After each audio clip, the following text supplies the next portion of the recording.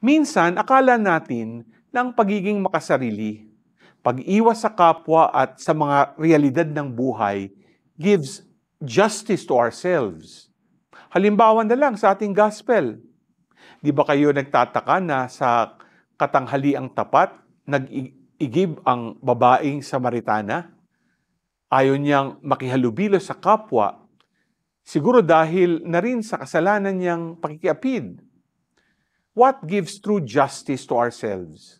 Una, yung pagtanggap natin sa sitwasyon ng buhay natin, pero hindi pagtigil sa paggawa upang makamit ang kabutihang nais natin. Ikalawa, huwag tayong lumayo sa kapwa. No man is an island. Kailangan natin ang isa't isa para magbago at magpanibago. At ikatlo, ilapit natin ang ating sarili kay Jesus.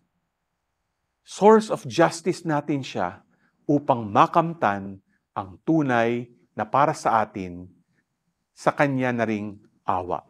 Remember, sa katarungan ng Diyos, naawa siya sa mga taong nangangailangan sa Kanya. G ka ba?